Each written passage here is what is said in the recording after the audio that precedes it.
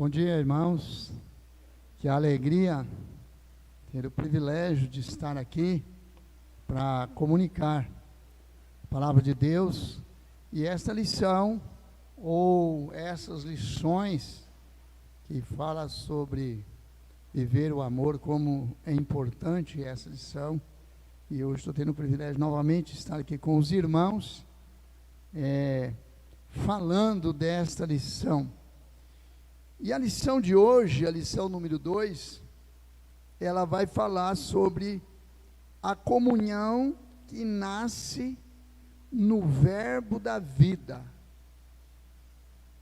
Ou seja, a comunhão que nasce por Jesus, por meio de Jesus, porque Ele é o verbo da vida, Jesus.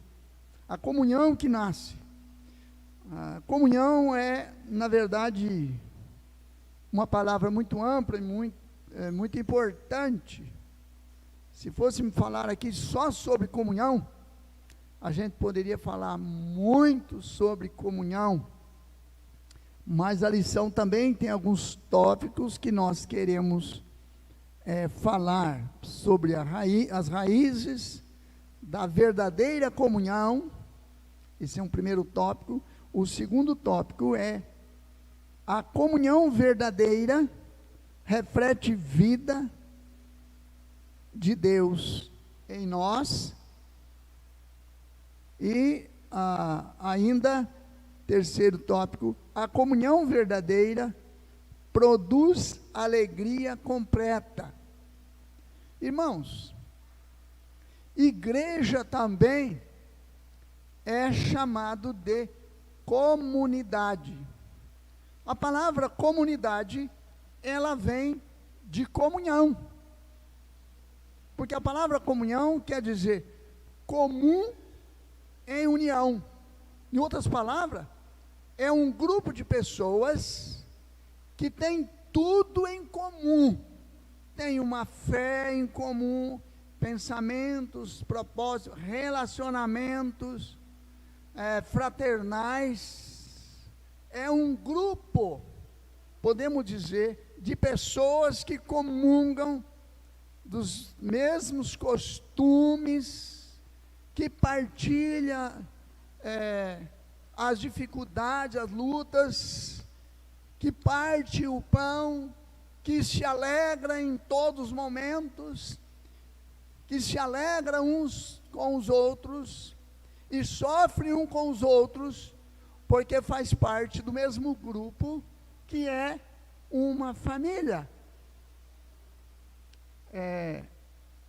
Eu tive lá em Israel, e Israel até hoje, essa questão de comunhão é muito importante. Lá tem muitos kibbutz. A palavra kibbutz em hebraico quer dizer comunidade.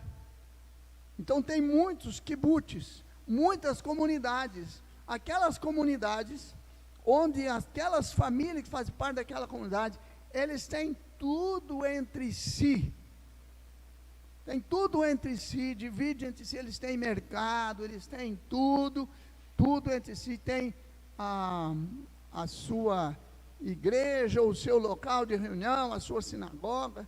Eles têm tudo entre comum. É uma família, uma comunidade, um kibbutz. E lá em Israel tem muitos desses kibbutz. Mesmo numa parte da região da cidade de Jerusalém, nós almoçamos um dia lá, num restaurante deste kibbutz.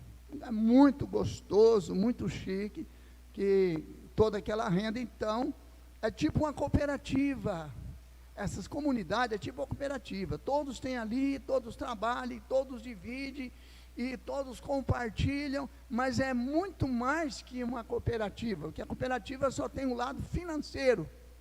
Não, o kibbutz é algo de comunhão, de fraternidade, de famílias que são próximas e que vivem numa comunidade. E um dos frutos da comunhão, essa comunhão que nasce da vida, eu tive observando aqui e tive pensando alguns frutos. um dos frutos é a união. A união é um fruto, ou seja, uma característica de um povo que vive em comunhão, união. Essa é uma forma, é um fruto, é uma forma de conhecer um grupo que vive em comunhão, é a união.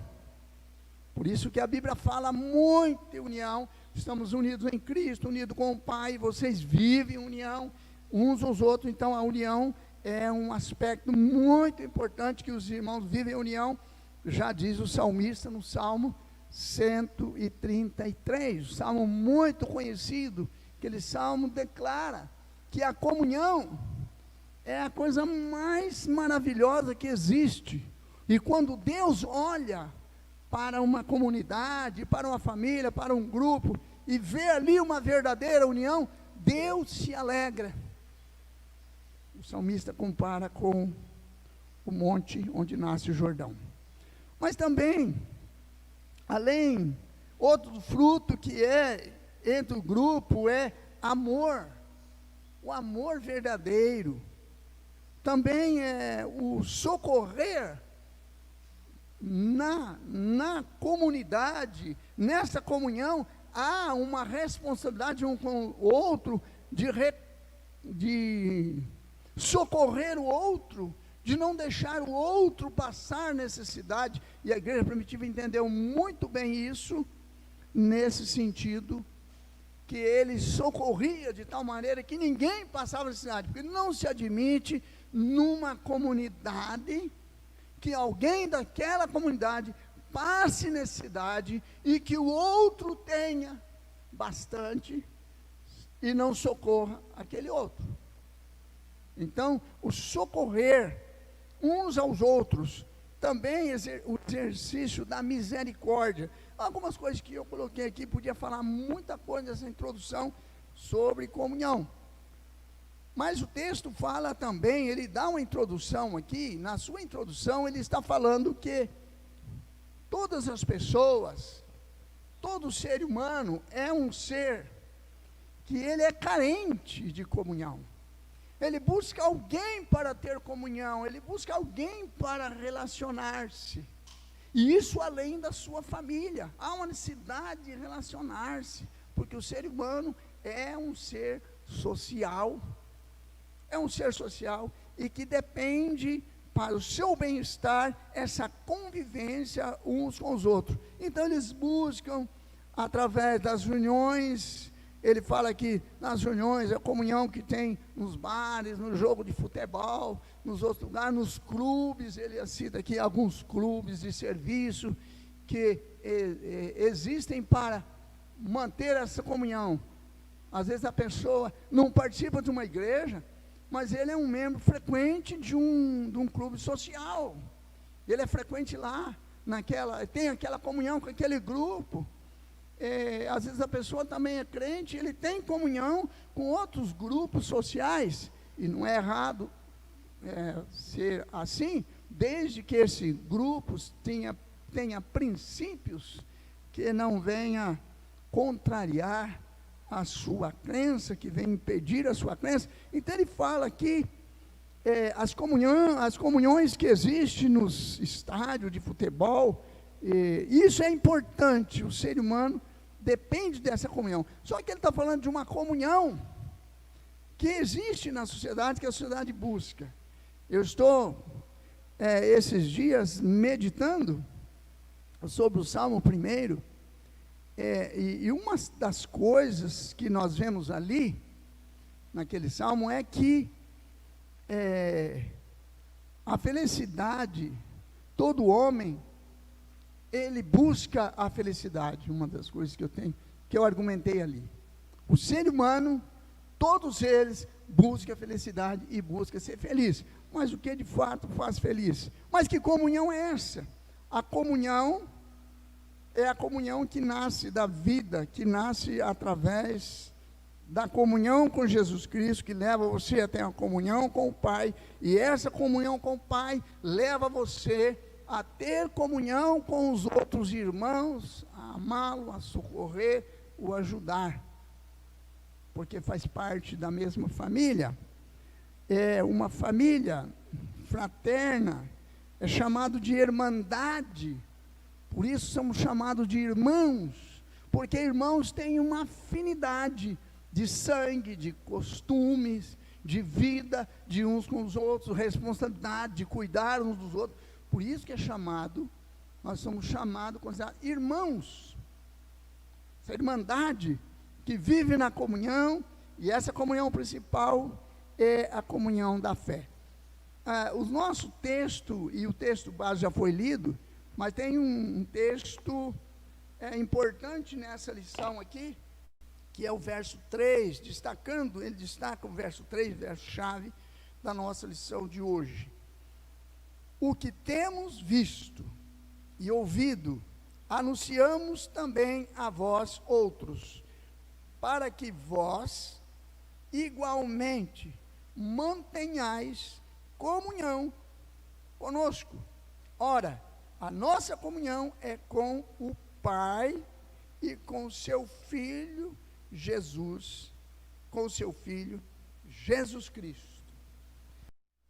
O que já foi dito, que nessa primeira carta, João escreve para as igrejas, para chamar a atenção das igrejas, para trazer à memória as igrejas daquilo que foi ensinado.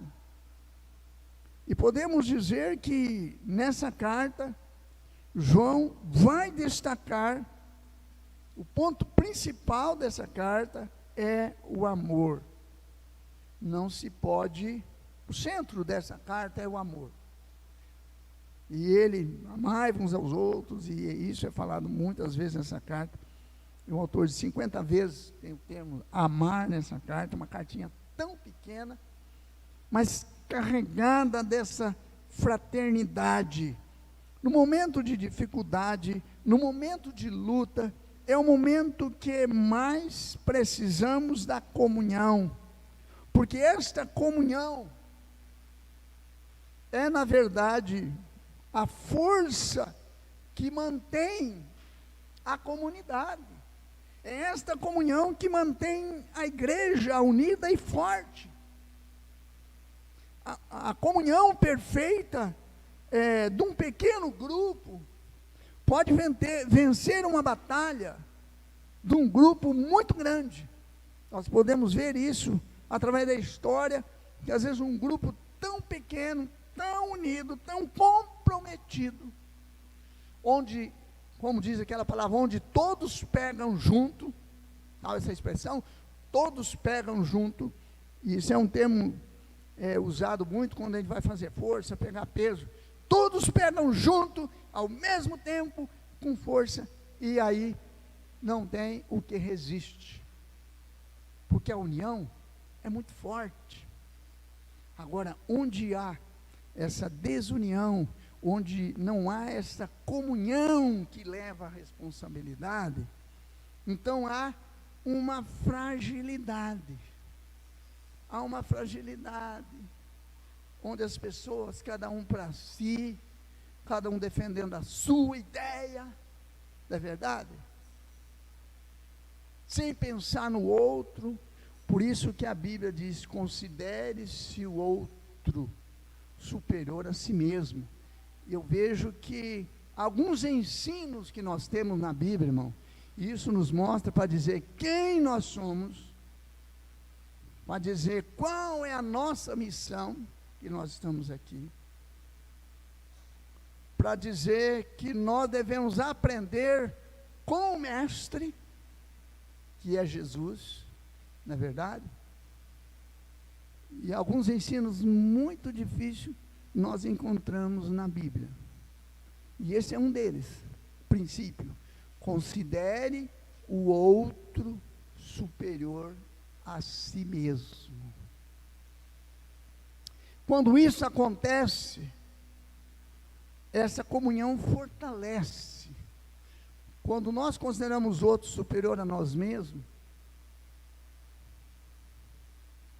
isso fortalece a comunhão. quando cada um quer se destacar, ou seja, em outras palavras, quando cada um quer se aparecer. Nós já vimos sobre isso, que João, não só João, mas todos os escritores da Bíblia, eles escreveram, e aí você tem que ter um estudo e uma estratégia para descobrir quem foi o autor, sabe?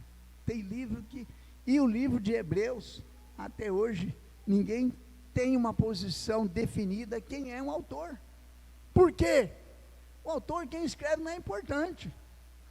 Diferentemente dos autores que escrevem livro, que a primeira coisa que a pessoa escreve um livro, já coloca o nome dele, quem ele é, e depois ele vai promover o livro dele, ele está lá, vou lá, está assinando meu livro. Tá.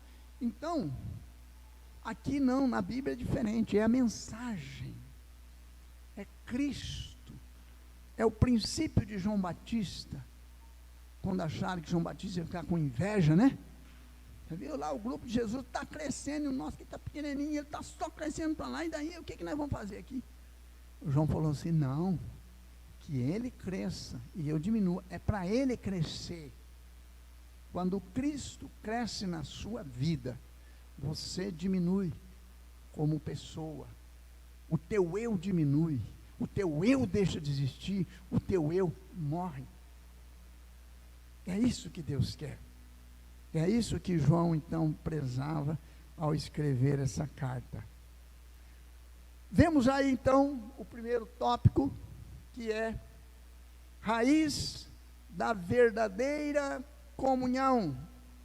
E ele vai nesses textos aí, eu gostaria de destacar a experiência real e pessoal com Jesus. Então, esse ponto é interessante que o autor coloca, porque as raízes, ou a raiz da verdadeira comunhão, está na experiência real e pessoal, com Jesus.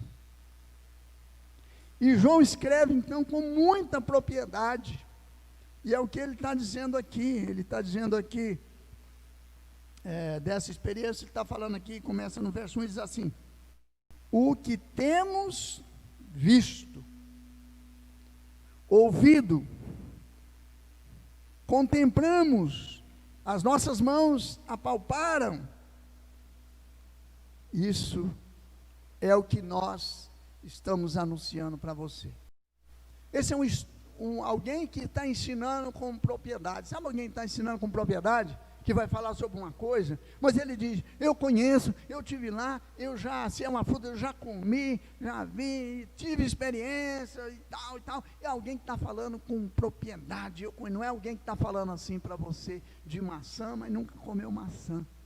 Sei lá, alguém que está falando para você de kiwi, mas nunca comeu kiwi, só viu de longe. Eu nunca comi kiwi, aquele kiwi, já vi de longe aquele negócio lá, mas nunca comi. Como é que eu vou falar de uma coisa que não tem experiência? Aqui João está falando, nós estamos falando de coisas que nós vimos, que nós ouvimos e que nós podemos apalpar. E é interessante que aqui, nesse ensino aqui, é importante que nessa metodologia de ensino aqui, João aplica aqui os 3 sentidos de aprendizagem. Os irmãos sabem que há 5 sentidos básicos de aprendizagem, né? Os irmãos sabem disso, né? Visão, audição, olfato, paladar e o tato. Aqui ele está usando 3 sentidos de aprendizagem. Nós vimos uma coisa, é você ouvir. Eu ouvi falar. Muitos ouviram falar de Jesus.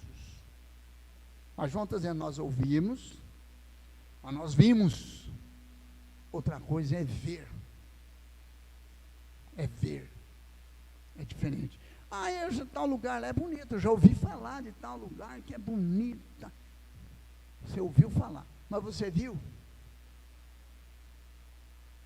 outra coisa é ter ouvido, visto e apalpado, pegado, sentido pelo tato, né?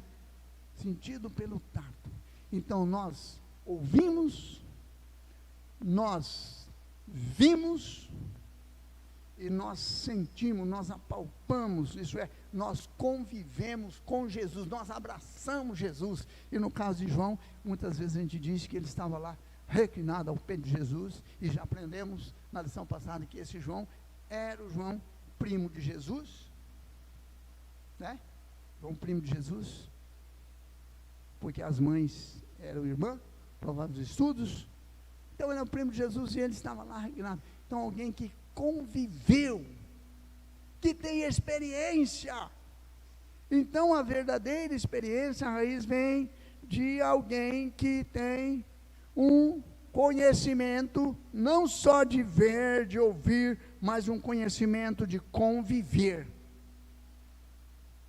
E este é o mesmo princípio também que foi usado pelos apóstolos para ser apóstolo. Falei aqui na outra lição. Alguém que esteve com Jesus desde o começo no ministério, conviveu com Jesus durante o ministério, esteve desde o começo e conviveu com Jesus, esse tinha a qualidade para ser escolhido apóstolo. No caso, foi escolhido Matias, para completar os 12. Né? Então, qualquer apóstolo que aparecer por aí, você vai dizer, mas você é velho, né, cara? Você tem mais de 2000 anos, você andou com Jesus, esteve com Jesus no ministério dele, viu lá na ressurreição de Lázaro, você esteve lá, né, cara? Porque esse é o princípio para ser apóstolo. Pode dizer isso para o cara. Caso contrário, é falso. Falso. Vamos lá para o que é verdadeiro e deixa o falso de lado. Então, este é o princípio da experiência. Outra coisa que ele fala aqui, da experiência pessoal. Testemunho pessoal dele. Ele vai falar agora do testemunho pessoal.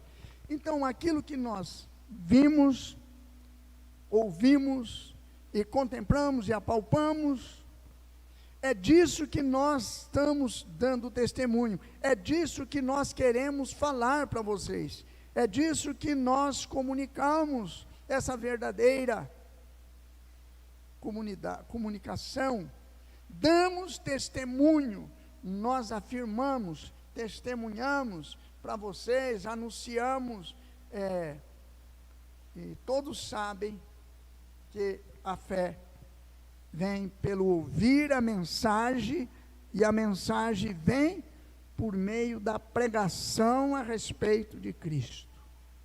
A fé vem pelo ouvir, mas ouvir o quê? Né? Ouvir a pregação da mensagem a respeito de Jesus, do Cristo, que morreu, que salva, e que só Ele pode perdoar os pecados e nada mais. Essa fé que vem por meio desta mensagem. Então, esta fé é a fé verdadeira, que vai levar as pessoas à salvação. Vemos isso então, esse testemunho pessoal. Nós estamos comunicando para vocês esta fé, comunicando essa mensagem de amor, que nós sabemos o que é amor, porque nós vivemos com Ele, andamos com Ele, e vimos como Ele amava as pessoas, vimos como Ele amou a multidão, e teve compaixão daquela multidão, vimos como Ele teve compaixão do cego, e que nem os grupos, os discípulos ouviram, e Ele ouviu o cego, e mandou chamar que cego, e teve compaixão. Vimos quando Ele ficou sozinho com aquela mulher pecadora, e teve compaixão daquela mulher, e amou aquela mulher, e deu oportunidade. Nós conhecemos esta mensagem, deste amor verdadeiro, que nasce pela vida. Só esta comunhão que nasce através de Jesus pode compreender essas coisas, que é contrário à natureza humana, porque a natureza humana ela é caída, ela é má. A tua natureza é má, a minha natureza é má, ela é caída. Então só essa verdadeira comunhão, com esse testemunho de alguém que realmente teve um encontro pessoal. Mas você também pode ter um encontro pessoal com Jesus, uma experiência, um encontro pessoal. Você também pode ver pelos olhos da fé, como diz em Coríntios, que nós andamos não pela visão dos olhos, mas nós andamos pela visão da fé. Pelos olhos da fé, você pode ver, você pode ter uma experiência real com Ele, como Paulo teve a experiência real com Ele, depois, muito depois que Jesus morreu. E quantos outros têm tido uma experiência real com Jesus? Jesus tem tocado nas suas vidas. E esse que tem essa experiência pessoal é alguém que pode testemunhar. Há um princípio muito interessante sobre a questão do dar. Sabia? Só dá quem tem. Não tem como a pessoa dar o que não tem. Só dá quem tem. Nós amamos porque Ele nos amou primeiro, porque nós recebemos. Não é verdade? Nós devolvemos o dízimo porque Ele nos deu primeiro. Por isso nós damos. Nós adoramos, cultuamos, fazemos porque Ele nos salvou, porque Ele nos amou primeiro. Nós falamos de Jesus, da nossa experiência com Jesus para as outras pessoas, porque nós tivemos uma experiência com Ele, e nós podemos contar essa experiência que tivemos com Ele. Irmãos, como isso é gostoso, como isso é maravilhoso, quando você pode falar para alguém que não é crente, falar da tua experiência, falar do encontro que você teve com Jesus. Isso é importante. Agora só vai falar quem teve esse encontro. Entendeu? Quem não teve, não vai falar. Então não adianta você querer insistir com as pessoas que elas falem de Jesus, que elas testemunhem de Jesus. Mas eu não tenho, como é que eu vou dar? Como é que você quer que o cara dê uma oferta se ele não tem? Nada. Não vai dar. Agora, nós temos esse depósito em nós. Nós vamos dar. Estamos cheios. Vai jorrar. Né? Vai jorrar. O copo só derrama quando enche. Sabia? O copo de água só derrama quando enche. Fonte sempre vai encher. Ainda que o lago seja grande, mas se é uma fonte que está constantemente, uma hora enche aquele lago e vai continuar derramando.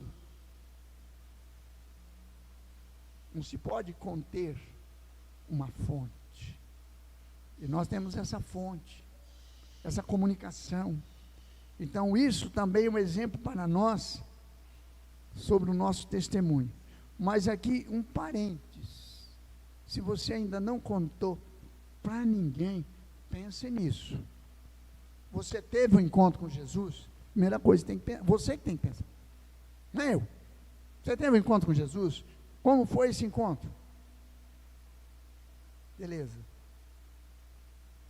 E você agora deve contar para outras pessoas.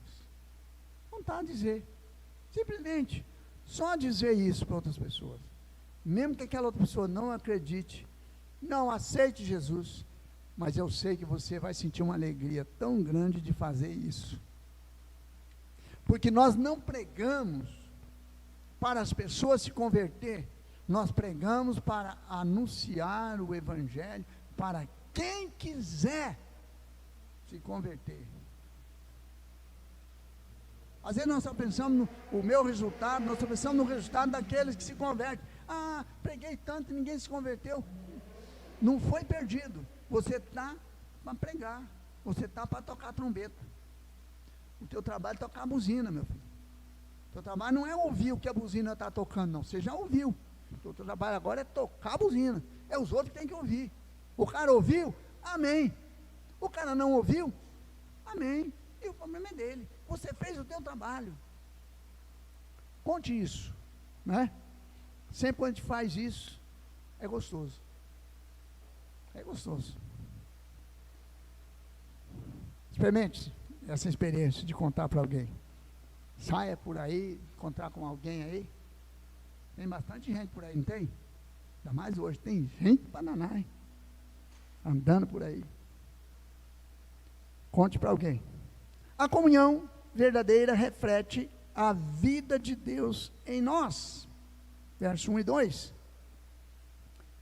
A comunhão verdadeira reflete a vida de Deus em nós. Então, a comunhão que eu tenho com Jesus vai refletir a vida de Deus na minha vida. O que significa isso em outras palavras? Que a pessoa vai olhar para mim e vão observar em mim a vida de Deus em mim. É isso mesmo. É isso mesmo. Vão olhar para mim e observar a vida de Cristo, vão ver Cristo em mim. É? Sabe o que aconteceu com aqueles homens que chegaram para pregar lá naquela cidade lá? Antioquia, né?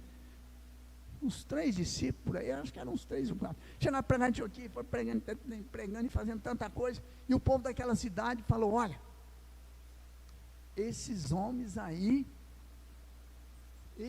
aqueles incrédulos daquela cidade, esses homens aí são cristãos.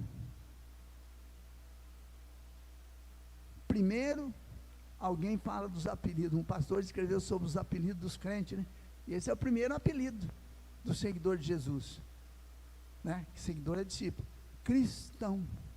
E quem deu esse nome foi os ímpios. Esses daí são cristãos. Por quê? Aqueles homens estavam vivendo igualzinho que Cristo estava fazendo lá. Rapaz, esses aí são cristãos. Estão fazendo a mesma coisa que Jesus fazia lá. Ama as pessoas, prega, cura os enfermos, nego sai daqui, a mensagem de pessoas se convertendo. Esses homens são cristãos. E esse homem que tem revolucionado o mundo chegou aqui agora para perturbar a nossa cidade, temos que fazer alguma coisa, senão a cidade vai virar de ponta cabeça. Cristão. A comunhão verdadeira da vida de Deus em nós. A comunhão verdadeira é um ajuntamento natural. A distância entre a comunhão verdadeira e o ajuntamento natural, né? A comunhão verdadeira e o ajuntamento natural, é proporcionada à distância entre vida e morte, né? O ajuntamento de pessoas sem vida em Cristo, ajuntamento de morte. Mas o ajuntamento de pessoas que se ajuntam com Cristo é vida. Uns se ajuntam para a morte, uns se ajuntam, como disse o salmista, para falar de pecado, para se esclarecer, faz roda para se esclarecer. No futebol eles vão lá no campo, hoje nem pode ir mais, é para xingar o juiz, é para extravasar. Outros se juntam para beber, para falar tantas coisas ruins, tal. É morte, é a morte, é cheiro de morte. Mas a reunião daqueles que têm uma experiência verdadeira com Deus é cheiro de vida, fala de coisas boas, fala de amor, fala de coisas que edificam, fala de Jesus. Crente se reúne durante a semana para falar da pregação de domingo à noite. Não é, pastor? Que legal isso, né?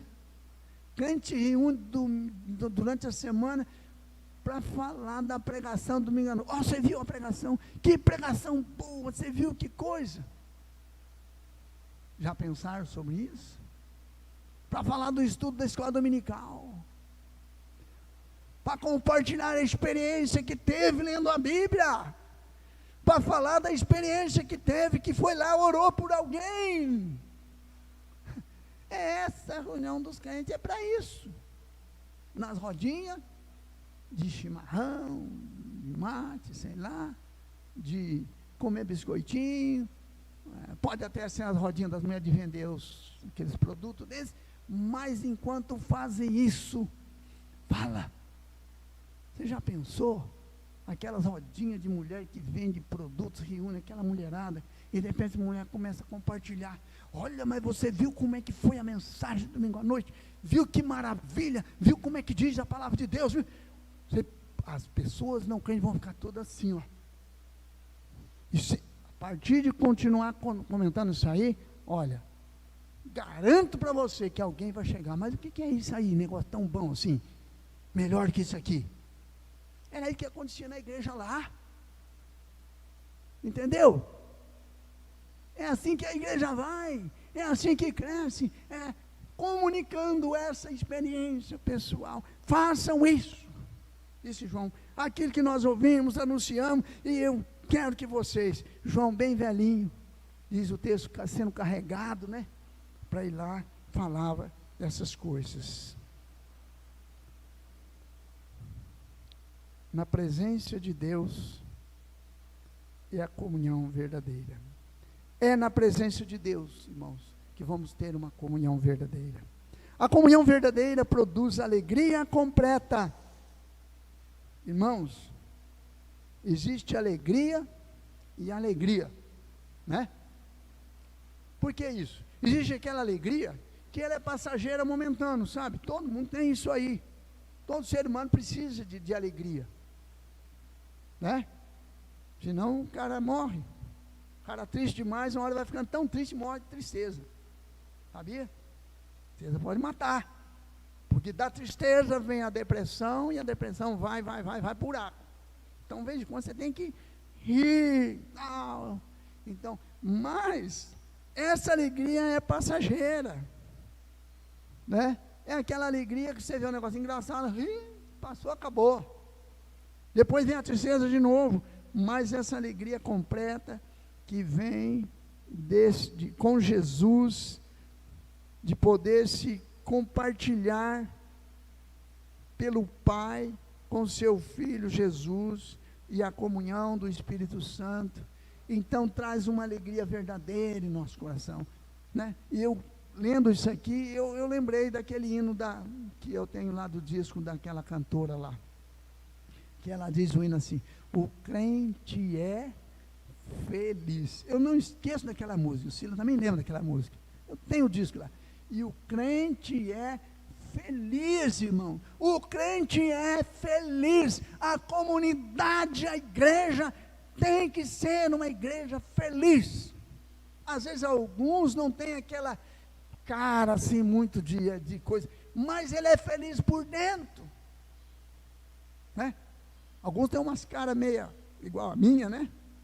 Uma fala que eu tenho a cara feia, eu tenho uma cara meia fechada.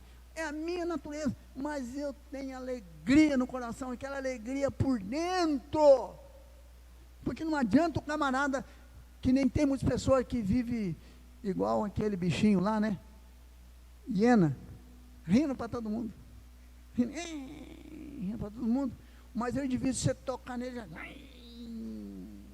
lá dentro tem um, sabe? Lá dentro tem um tambor de ódio explodindo nele, qualquer coisa o cara já... Então, Não é alegria, é falso. Alegria verdadeira vem com Jesus. O crente precisa ser feliz. Uma das coisas que o inimigo trabalha na vida do crente é para que o crente seja triste, porque uma pessoa triste, uma pessoa de semblante triste, já comunica coisas negativas. Mas uma pessoa feliz, de semblante alegre, ele se alegra o ambiente e ele comunica coisas positivas. Aquele cara é feliz. Mas o que é a felicidade dele?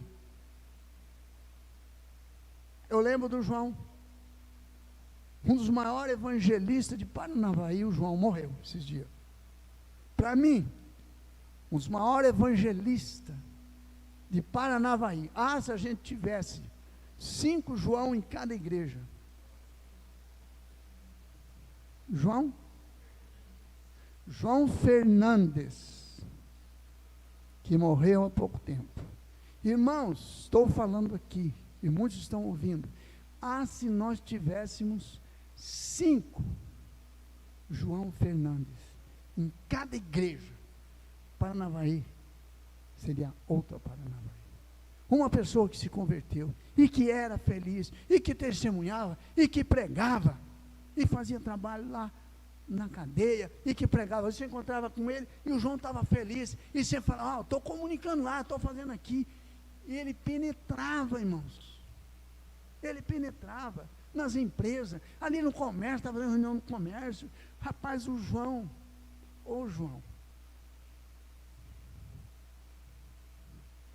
glória a Deus. Mas não adianta falar do João. O João foi. E eu?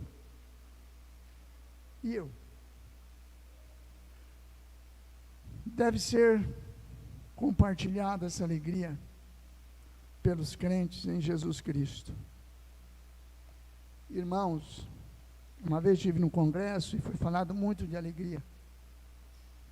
E eu voltei daquele congresso impactado com esse negócio de alegria.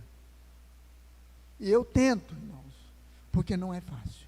Porque o inimigo, ele te provoca para deixar você triste. É qualquer coisinha, não é? É ali no lugar que você vai ali, no lugar que vai ali. Então, se você não tiver uma comunhão de espírito profunda com Deus, o inimigo a 2 tempos te tira a tua alegria ali, e de repente você vê, o crente saiu nos tapas lá. Já viram isso? Ou nunca acontece? Os crentes se pegaram nos tapas lá.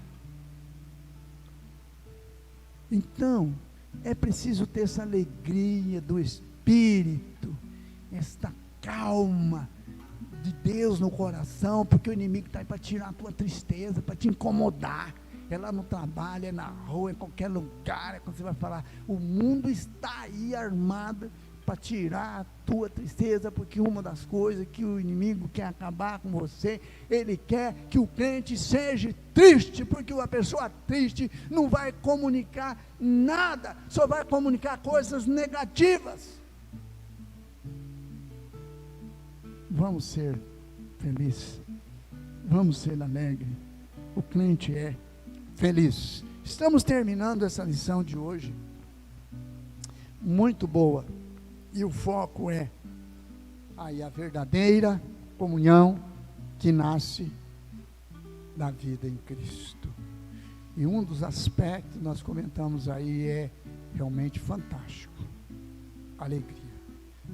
Crente não pode ser triste, crente não pode ser reclamão. A palavra reclamão é murmurador, murmurão, não reclama de nada. Esse dia foi visitar um velhinho com 90 e poucos anos, e ele estava lá reclamando. Irmãos, é normal a pessoa, 90 e poucos anos, ele reclamando para mim: fiquei doente, estava melhorando, levei outro acidente, quase morri, agora não estou podendo ver direito, tive que vender minha caminhoneta porque eu olhava ali, não podia dirigir, agora estou aqui, essa pandemia aí, não pode nem sair para dar uma voltinha. Ele falou: mas tem me dado uma tristeza uns dias, eu tenho orado a Deus. Ele comentando comigo: pastor, mas será? Eu falei, não, Deus entende. Mas eu falei assim, irmão, o irmão não tem motivo para essa tristeza de jeito nenhum. O irmão tem que agradecer a Deus. Pessoa que já viveu 90 anos e 4 meses, constituiu família, os filhos tudo bem, ele bem, vive bem com a sua esposa, tem tudo e tal, teve tudo na vida, realizou, serviu a Deus, ele é músico e tal. Você não adianta, você tem que ser feliz. Aí dei uma injeção de ânimo nele, porque é normal, a pessoa com 90 anos, eu não sei, o cara não pode fazer mais nada, então eu vou para cima, vou morrer, né? Vai querer morrer, né? O crente, né? O crente quer morrer. Vou morrer, vou descansar, né? Mas não pode ter essa clima de tristeza. E a mensagem de hoje é essa, para você que está aqui e para você que me ouve. O crente é feliz, como diz a cantora, e você precisa ser feliz e mostrar essa felicidade. Derrote o inimigo com alegria, e a fúria vai fugir. Amém?